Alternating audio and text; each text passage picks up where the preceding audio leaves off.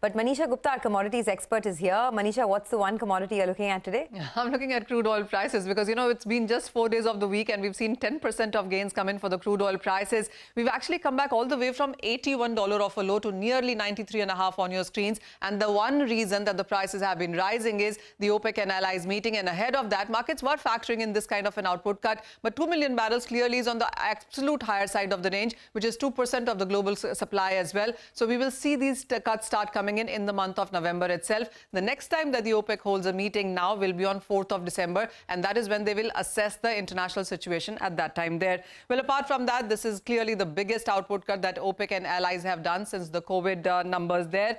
The major reversal, especially since we did see 10 million barrels per day of a cut in early 2020. That's exactly when COVID had just about hit. So as the demand started to come back, OPEC has been giving crude oil back into the markets. But now, as they see the prices decline from $123 to nearly $78 on the lower side, is the reason that they have taken this step. The markets will also watch out for Russia output cuts as well. Russia has been saying that if European Union joins in with G7, with US, to put a cap on price for Russia oil from 5th of December, then Russia itself will start, cutting output, and that could be adding premium to prices as well.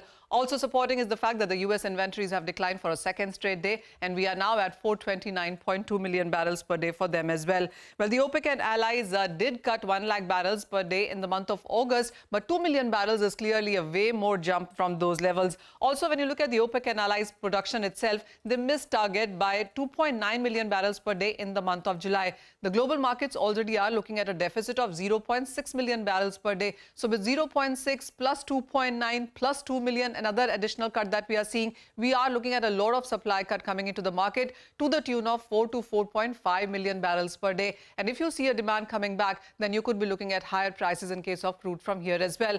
US clearly has reacted, saying that they will consult Congress on reducing the cartel control that OPEC has on the international crude prices. And they will also look at antitrust lawsuits that can be put on OPEC. So this is something that the markets will keep an eye on. Also, what the markets will keep an eye on is the US non-farm payroll data on Friday. That could really move the markets. All right, Manisha, thank you very much for that. So we keep an eye out on oil, which of course is the one big risk if it continues to inch higher in bursts for a big importer like India. 134 points in the Nifty. We are at 17,400.